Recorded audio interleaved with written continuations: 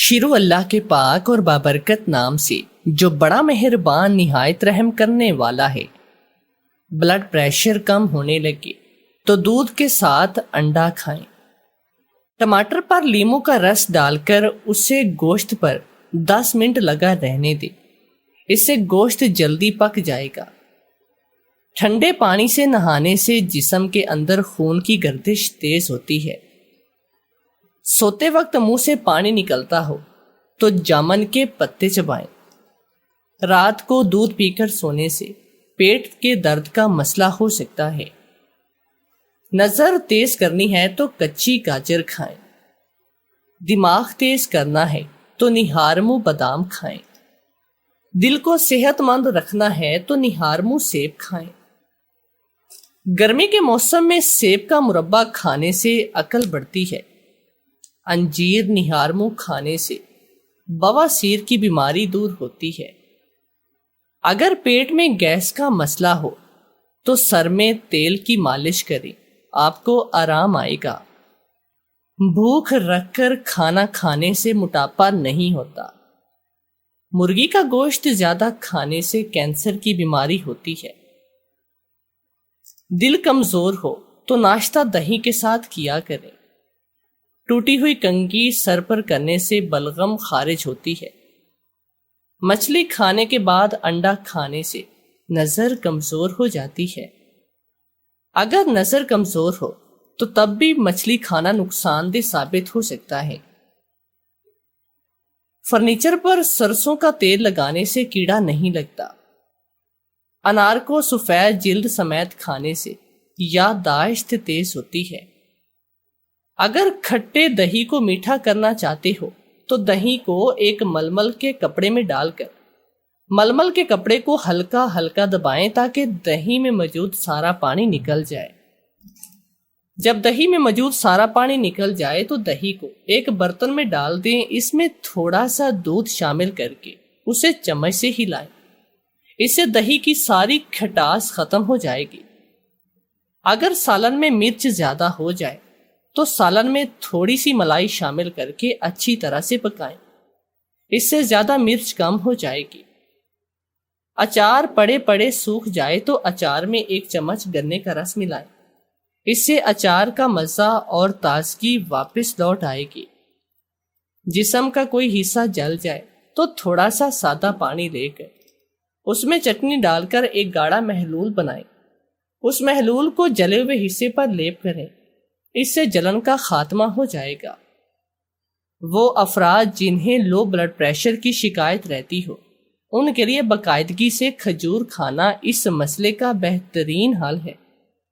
اس کے علاوہ وہ لال چقندر کھانے سے بھی بلڈ پریشر کو کم ہونے سے روکا جا سکتا ہے۔ اگر گردے میں پتھری ہو تو ناریل کے پانی میں انگور کا رس ڈال کر پئیں، یہ گردے کی پتھری کا بہترین علاج ہے۔ ہائی کولیسٹرول لیول کم کرنے کے لیے باریک کٹے ہوئے پیاز، مکھن اور 1/4 کالی مرچ کو مکس کر کے کھانا مفید ثابت ہوتا ہے۔ موٹاپے کو کم کرنے کے لیے ناشتے اور رات کے کھانے کے بعد بند گوبھی بھی کھانا بے حد فائدہ مند ہے۔ 1 کیلے کو 1 کپ دہی میں ملا کر کھانے سے منہ کے چھالے ٹھیک ہو جاتے ہیں۔ لیموں کے چھلکوں کے پاؤڈر میں نمک ملا کر برش کرنے سے دانتوں کا پیلا پن اور میل کچیل دور ہو جاتا ہے اور دانت موتیوں کی طرح چمکنے لگتے ہیں۔ اگر کسی ریشمی کپڑے پر آئلی داغ لگ جائے تو داغ کے اوپر ٹیلکم پاؤڈر چھڑک کر اس پر استری پھیریں، اس سے داغ دور ہو جائے گا۔ اگر آپ کے بال سفید ہو گئے ہوں تو اس کے لیے 3 سے 4 آلو لوہے کے برتن میں ڈال کر بھگو دیں۔ آلو کو پانی میں 3 دن تک بھگا رہنے دیں، اس کے بعد اس پانی سے سر دھوئیں۔ چند مہینے سے یہ عمل کرنے سے آپ کے سفید بال سیاہ ہونا شروع ہو جائیں گے۔ جوتوں والی پالش اگر خشک ہو گئی ہو اس میں پانی تھوڑا سا پیٹرول ڈال دیں، یہ دوبارہ قابل استعمال ہو جائے گی۔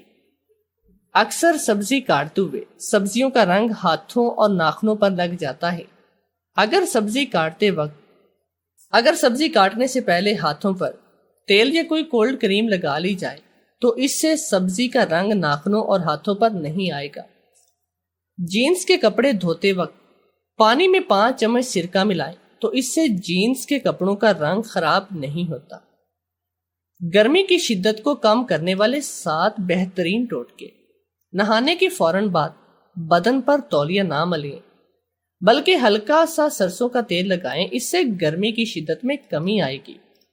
رات کو ناف اور نتنوں میں تیل لگا کر سونے سے گرمی کی شدت میں کمی آتی ہے۔ ہلکے رنگ کے کپڑے پہننے سے گرمی کم لگتی ہے۔ گرمی میں گلاب موتیا اور ہینا کا عطر خوشبو کے لیے استعمال کریں۔ گرمی میں ہر وقت اپنے بھوؤں کو پانی سے تر رکھیں۔ گرمی لو پیاس کی شدت، ٹینشن، ڈپریشن، سر درد اور دھوپ کی جلن سے محفوظ رہے گا۔ گرمیوں میں گرم نہیں، ٹھنڈے مصالحے استعمال کریں، بلکہ دھنیا، سفید زیرہ، ٹماٹر، لیموں، دہی، املی، آلو بخارا ان جیسے مصالحات اپنے کھانے میں استعمال کریں۔ نسوانی حسن میں اضافہ۔ رات کو نیم گرم دودھ کے ایک گلاس باقاعدگی سے پی کر کچے ناریل کا پانی پیئیں۔ آم انار کا موسم ہو تو روزانہ اپنے استعمال میں لائیں۔ ذائقے کے بغیر والی چھالیاں چبانے سے بریسٹ کا سائز بڑھتا ہے۔ املی بریسٹ کا سائز بڑھانے میں اہم کردار ادا کرتی ہے۔ سویابین آئل زیادہ استعمال کریں، اس سے بریسٹ سائز بڑھتا ہے۔ شہد کا بریسٹ پر مساج کرنے سے بریسٹ سائز بڑھتا ہے۔ انگور کے بیج کھانے سے بھی اس کا سائز بڑھتا ہے۔ تو آئیے دوستو، اب چلتے ہیں آج کی انٹرسٹنگ اور سبق آموز کہانی کی جانب۔ میں دونوں ٹانگوں سے معذور تھی۔ میرا شوہر گونگی ملازمہ لایا۔ میں نے پوچھا تو کہنے لگا، یہ ملازمہ باہر جا کر کسی کو بتا نہیں پائے گی کہ تم معذور ہو، اس طرح میری توہین بھی نہ ہوگی۔ عجیب بات یہ تھی کہ رات کو ملازمہ کے کمرے سے رونے کی آوازیں آتی۔ ایک رات میں نے موبائل کا کیمرہ آن کر کے ملازمہ کے کمرے میں رکھ دیا۔ اگلے دن میں نے ویڈیو دیکھی تو میری جان نکل گئی۔ میں اپنی ویل چیئر کو تیزی سے چلا رہی تھی۔ خوف کے مارے مجھے پسینے آ رہے تھے۔ مجھے مسلسل ایسا لگ رہا تھا کہ کوئی میرے پیچھے ہے۔ اس وقت میرے ساتھ کوئی بھی نہیں تھا، اور اگر میں اس نامعلوم شخص کے ہتھے چڑھ جاتی جو میرا تعاقب کر رہا تھا تو نہ جانے میرے ساتھ کیا ہوتا۔ پچھلے کئی دنوں سے میں نوٹ کر رہی تھی کہ میں جب بھی گھر سے باہر نکلتی ہوں کوئی میرے پیچھے ہوتا ہے۔ شروع میں تو مجھے اپنا وہم لگا کہ شاید میں ہی غلط سوچ رہی ہوں، مگر پھر یہ وہم یقین میں بدلنے لگا۔ مجھے احساس ہونے لگا کہ واقعی میں ایسا ہی تھا اور کوئی سچ مجھ میں میرے پیچھے تھا۔ میں نے اسی وجہ سے گھر سے باہر نکلنا بند کر دیا۔ اپنے شوہر کو بتانا چاہتی تھی، مگر بتایا اس لیے نہیں کہ وہ پہلے ہی اپنے کام کے سلسلے میں پریشان تھا اور وہ اس وقت شہر میں تھا بھی نہیں۔ ابھی بھی میں گھر سے ہرگز نکلتی تو اگر جو بھی ملازمہ کے پیچھے نہ آنا ہوتا۔ کچھ دنوں سے مجھے اپنی ملازمہ پر بہت شک تھا اور میں چاہتی تھی کہ دیکھوں تو صحیح کہ میری ملازمہ آخر کرتی کیا رہی ہے۔ صبح جب وہ مجھ سے چھٹی لے کر گھر سے نکلتی تو میں نے بھی گاڑی میں بیٹھ کر ڈرائیور کو کہا کہ اس کا پیچھا کرو۔ ملازمہ ایک تنگ سی گلی میں چلی گئی جہاں گاڑی اندر تک نہیں جا سکتی تھی، تو میں نے ڈرائیور کی مدد سے ویل چیئر باہر نکلوائی اور اسے کہا کہ تم میرا یہیں پر انتظار کرو، میں آتی ہوں۔ اس وقت میں اپنی ملازمہ کے پیچھے جانے کے خیال سے اتنی پرجوش تھی کہ مجھے یہ بھی ہوش نہ رہا کہ کوئی لگاتار میرے پیچھے ہے۔ میری ویل چیئر الیکٹرک تھی، اس لیے میں بڑی آسانی سے اپنی ملازمہ کے پیچھے جا رہی تھی۔ وہ اچانک ایک گلی میں مڑ گئی اور پھر مجھے وہ نظر ہی نہ آئی۔ میں پریشانی سے ادھر ادھر گھوم پھر کر دیکھنے لگی۔ اس وقت 11 بجے تھے اور گلیاں سنسان تھی، کوئی باہر نہیں تھا۔ اچانک مجھے ایسے لگا جیسے کوئی میرے پیچھے تیزی سے گزرا ہے۔ میں نے چونک کر پیچھے دیکھا مگر کوئی بھی نہ تھا۔ مجھے اب اپنی غلطی کا احساس ہو رہا تھا۔ مجھے یہاں اس طرح اکیلے نہیں آنا چاہیے تھا۔ میں ملازمہ کے پیچھے کافی اندر تک گئی تھی اور اب واپسی کا راستہ بھی مجھے یاد نہیں تھا۔ میں اندازے سے واپسی کے راستے پر چلنے لگی مگر پھر یہ احساس ہونے لگا کہ کوئی پیچھے ہے۔ میرا شک ٹھیک نکلا۔ اچانک مجھے کسی نے دھکا دیا اور میں نیچے گر گئی۔ اس کے بعد کسی نے میرے منہ پر کوئی کپڑا رکھا جس کی وجہ سے میں بے ہوش ہوئی اور مجھے ارد گرد کا کوئی ہوش بھی نہ رہا۔ ہوش آیا تو خود کو ایک کمرے میں دیکھا۔ مجھے سب یاد آنے لگا تھا میرے ساتھ کیا ہوا ہے۔ کسی نے مجھے اغوا کر لیا تھا۔ یہ سوچ میرا دل دہلانے کے لیے کافی تھی۔ میں نے دروازہ زور زور سے پیٹنا شروع کر دیا تھا مگر کوئی جواب نہیں آیا۔ میں رونے لگی کہ بیٹھے بٹھائے میں کس مصیبت میں پھنس گئی۔ مجھے اس ملازمہ کے پیچھے باہر نکلنا بھی نہیں چاہیے تھا۔ یہ سب میری پڑوسن شاہین کی وجہ سے ہوا تھا۔ وہی روز مجھے آ کر کہتی کہ اسے میری ملازمہ کچھ عجیب اور مشکوک لگتی ہے اور میں نے بھی اس کی بات پر یقین کر لیا تھا۔ ابھی کچھ دنوں پہلے کی تو بات تھی جب میں ملازمہ سے اپنی نگرانی میں گھر صاف کروا رہی تھی۔ جب اچانک دروازے پر دستک ہوئی، ملازمہ نے جا کر دروازہ کھولا تو میری پڑوسن تھی جو 2 گھر چھوڑ کر ہی رہتی تھی۔ اس کے چہرے پر پریشانی کے تاثرات پھیلے ہوئے تھے۔ میں نے پوچھا، کیا ہوا؟ تم اتنی پریشان کیوں نظر آ رہی ہو؟ تو آہستہ آواز میں کہنے لگی، اپنی اس ملازمہ کو کسی بہانے سے آگے پیچھے کرو، میں تمہیں پھر بتاتی ہوں۔ میں نے ملازمہ کو اشارے سے باہر گلے کی صفائی کرنے کا کہا تو وہ چلی گئی۔ اس کے جانے کے بعد میری پڑوسن کہنے لگی، میں نے تمہیں پہلے بھی کتنی بار کہا ہے کہ اپنی ملازمہ پر نظر رکھا کرو، مگر تم سنتی ہی نہ ہو۔ تمہاری ملازمہ بہت عجیب لگتی ہے، انتہائی مشکوک حرکتیں کرتی ہے۔ رات کو میں نے اس کے کمرے کی کھڑکی سے اس کو باہر جاتے دیکھا، ضرور یہ کسی سے ملنے گئی ہوگی۔ پڑوسن کی باتیں سن کر میں تشویش میں مبتلا ہو گئی۔ اگر وہ سچ کہہ رہی ہے تو پھر واقعی میں یہ بڑا مسئلہ تھا۔ میری یہ ملازمہ نئی تھی اور میں اسے زیادہ جانتی بھی نہ تھی، اگرچہ وہ شکل سے معصوم لگتی تھی، مگر آج کے زمانے میں کسی پر کیا بھروسہ کیا جا سکتا ہے۔ اتنے میں دروازے سے آوازیں آئیں۔ میں نے دروازے کی ہول سے جھانک کر دیکھا تو باہر اسی ملازمہ کو دیکھ کر میرے ہوش اڑ گئے۔ وہ جس کے ساتھ تھی، اس شخص کو دیکھ کر میری سانسیں رک گئی۔ وہ تو سمیر تھا۔ مجھے وہاں قید میں سب کچھ یاد آنے لگا، میری بیتی ہوئی زندگی، میرا ماضی، میرا شوہر، سب یاد آنے لگا۔ میرا نام دانیہ شاہ ہے اور میں اپنے ماں باپ کی اکلوتی بیٹی تھی، گھر بھر کی لاڈلی، اور نہ صرف اپنے رشتہ دار مجھ سے پیار کرتے بلکہ جو بھی مجھے ایک بار دیکھ لیتا وہ مڑ کر مجھے ضرور دیکھتا، کیونکہ میں تھی ہی اتنی پیاری کہ نظر ہی نہ ٹکتی تھی۔ بھائی بہن تو کوئی بھی نہ تھا، اس لیے ماں باپ کا سہارا، لاڈ پیار میرے حصے میں آیا۔ میں نے جیسے ہی تعلیم مکمل کی تو انہیں میرے رشتے کی فکر پڑ کے خاندان اور خاندان سے باہر ایک سے بڑھ کر ایک رشتہ میرے لیے آیا تھا، مگر میں تو سمیر سے شادی کرنا چاہتی تھی۔ سمیر سے میری پہلی ملاقات بڑی عجیب اور ڈرامائی انداز میں ہوئی۔ ویسے تو وہ ہمارے کیمپس میں ہی پڑھتا تھا، مگر اس ملاقات سے پہلے تک مجھے یہ بات معلوم نہ تھی۔ ہوا کچھ یوں کہ ایک دن ڈرائیور مجھے لیٹ لینے آیا تو میں نے سوچا کہ میں بس سے چلی جاتی ہوں۔ بس میں ایک لڑکے نے بہانے سے مجھے چھوا اور چھیڑنے لگا۔ میں نے غصے میں آ کر اس لڑکے کو تھپڑ مارا۔ وہ شاید کوئی گنڈا تھا، اس لیے تھپڑ کھا کر میں سکون سے بیٹھنے کی بجائے مجھے مارنے کو دوڑا، مگر بیچ میں سمیر آ گیا۔ اس نے نہ صرف اس لڑکے کی پٹائی کی بلکہ اپنی سیٹ پر مجھے بیٹھنے کی پیشکش کی اور خود کھڑا ہو کر سفر کیا۔ اس وقت میں نے پہلی بار سمیر کو دیکھا تھا اور میں اسے پسند کرنے لگی تھی۔ پھر اگلے دن اسے یونیورسٹی میں دیکھ کر میں حیران رہ گئی۔ معلوم ہوا کہ مجھ سے 1 سال سینئر ہے۔ میں نے اس کا شکریہ ادا کیا اور آہستہ آہستہ ہماری دوستی ہوئی۔ اس لیے جب میری تعلیم مکمل ہونے کے بعد میرے لیے رشتے آئے تو میں نے بابا کو صاف کہہ دیا کہ میں سمیر سے شادی کرنا چاہتی ہوں، لیکن بابا نہیں مانے کیونکہ سمیر ایک غریب گھر سے تھا اور میرے والدین میری شادی اپنے جیسے کسی امیر خاندان میں کرنا چاہتے تھے۔ زندگی میں پہلی بار انہوں نے میری بات نہیں مانی اور میری منگنی زبردستی اپنے ایک دوست کے بیٹے سے طے کی۔ میں بہت روئی اور میں بہت چلائی۔ سمیر کو پتا چلا تو اس نے بھی بابا کی بہت منتیں کی، مگر وہ نہ مانے۔ ابھی بابا کو منانے کے لیے میں کوششیں کر رہی تھی کہ ماما اور بابا کا خطرناک ایکسیڈنٹ ہو گیا اور وہ دونوں مجھے اس دنیا میں اکیلے چھوڑ کر چلے گئے۔ اس وقت مجھے سمیر کی بہت ضرورت تھی، مگر جانے وہ کہاں غائب تھا، اسے رابطہ ہی نہیں ہو پا رہا تھا۔ تو میں نے بابا کی آخری خواہش کا احترام کرتے ہوئے بابا کے دوست کے بیٹے سے شادی کی۔ میرا شوہر اچھا انسان تھا، مگر کبھی کبھی اس کی عادتیں مجھے بہت عجیب لگتی تھی، میں اس کو سمجھ بھی نہ پا رہی تھی۔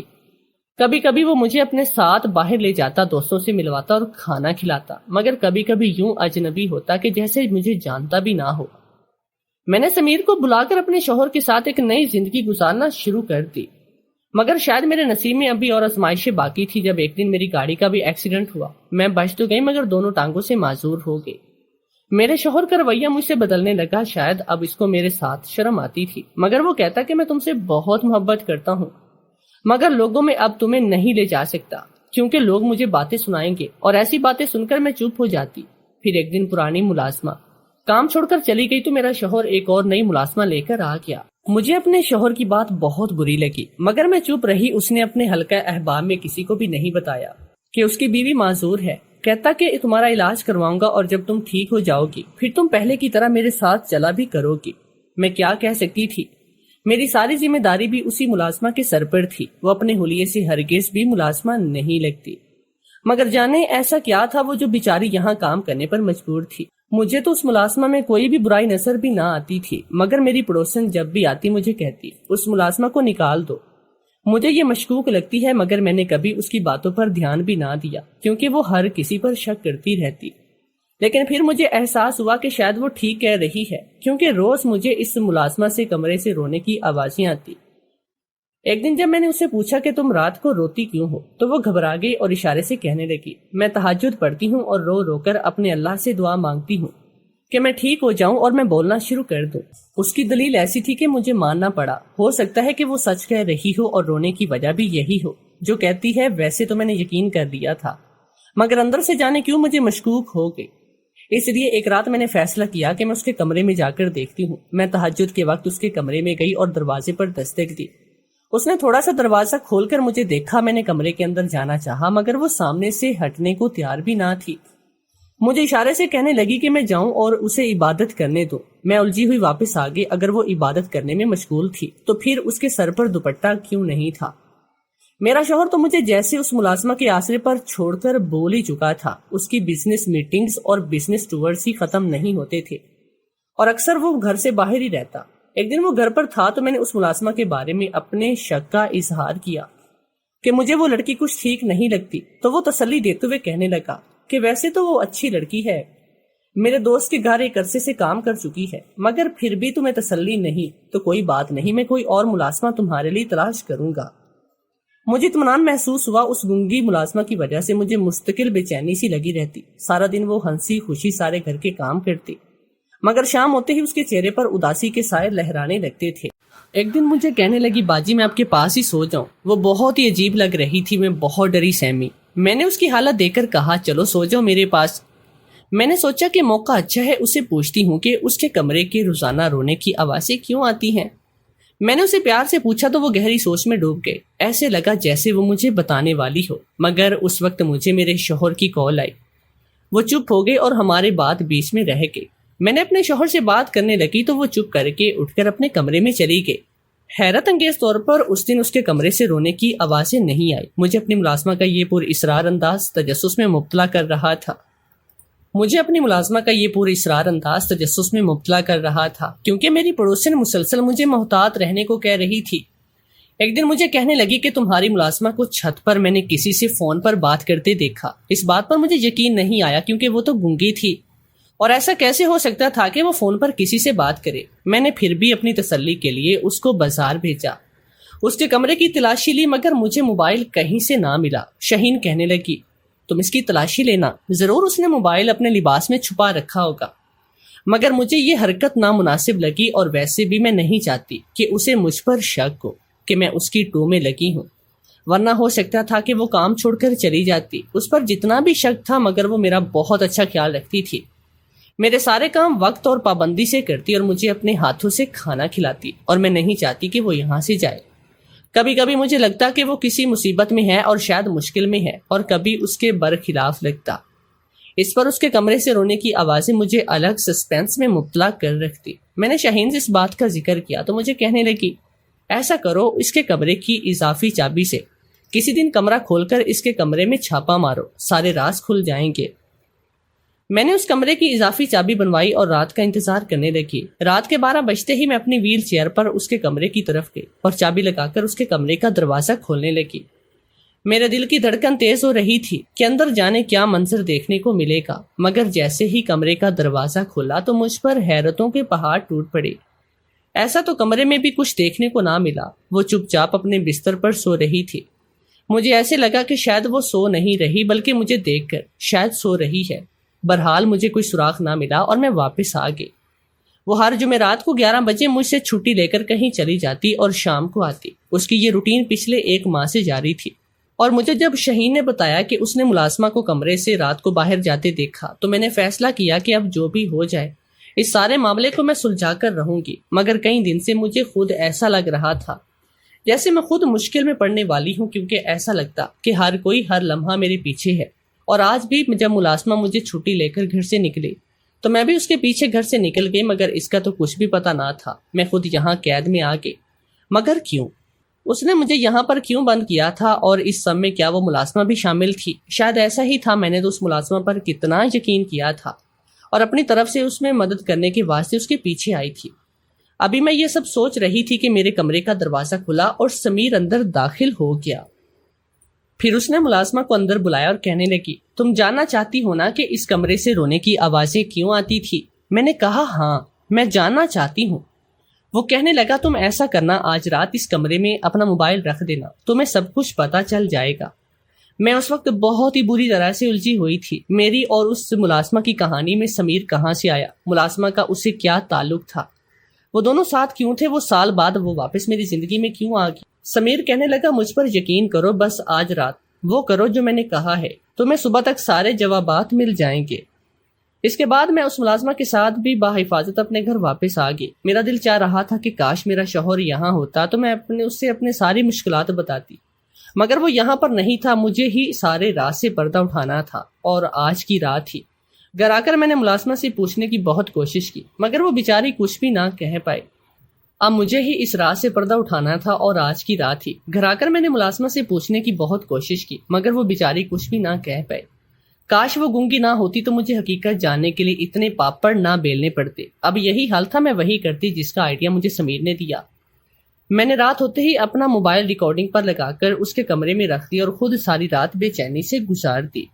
صبح ہوتے ہی ملازمہ میرا موبائل مجھے دے گئے۔ جب میں نے ویڈیو دیکھنی شروع کی تو میری جان نکل گئی۔ میں نے دیکھا کہ 1 بجے کے قریب ایک شخص چہرے پر نقاب کیے کمرے میں داخل ہوا ہے۔ اس نے ہاتھ میں کچھ پکڑا ہوا تھا۔ میں نے دھیان سے دیکھا تو وہ چھوٹی سی ایک پڑیا تھی جس میں سفید سا پاؤڈر تھا۔ وہ اس ملازمہ کو دے رہا تھا۔ ملازمہ نے لینے سے انکار کیا تو اس نقاب پوش شخص نے اس کے منہ پر تھپڑ مارا اور اس کے ہاتھ میں وہ پکڑا کر کچھ کہنے لگا۔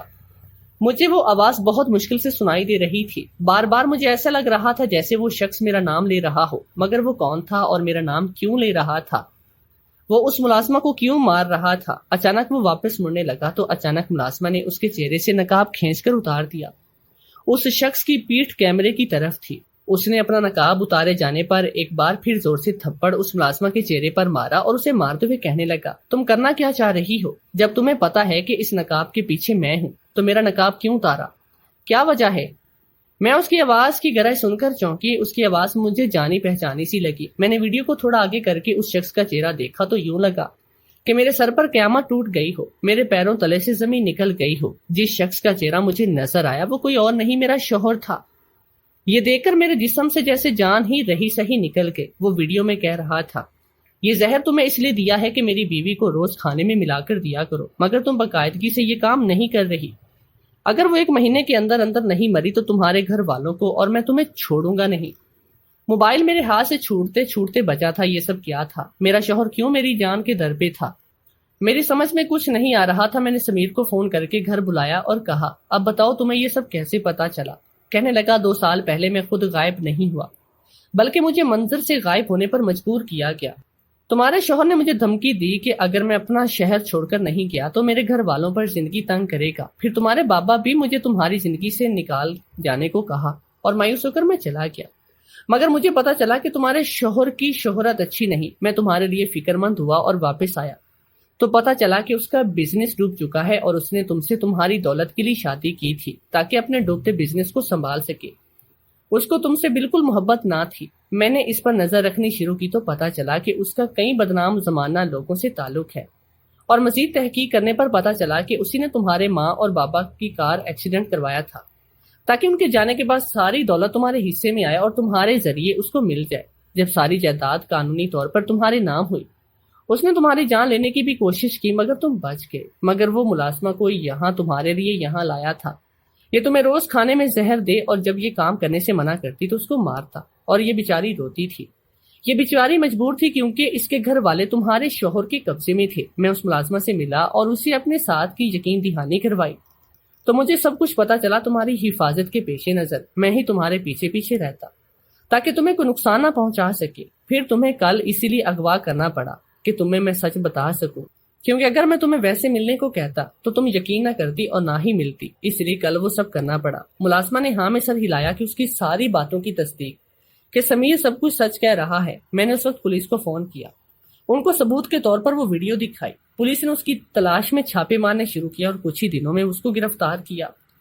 میں نے اس پر کیس کر دیا تاکہ اس کو اس کے کیے کی سزا ملے۔ سمیر مجھے اپنی زندگی میں شامل کرنا چاہتا تھا اور میں نے ہاں کی، کیونکہ میں جانتی تھی کہ وہ میرے ساتھ میرے دولت کی وجہ سے نہیں، پیار کی وجہ سے شادی کرنا چاہتا ہے۔ میرے شوہر کو عدالت نے عمر بھر قید کی سزا سنائی تو میں نے خلا لے کر سمیر سے شادی کی۔ مجھے پورا یقین تھا کہ اب سب کچھ میری زندگی میں اچھا ہی ہوگا۔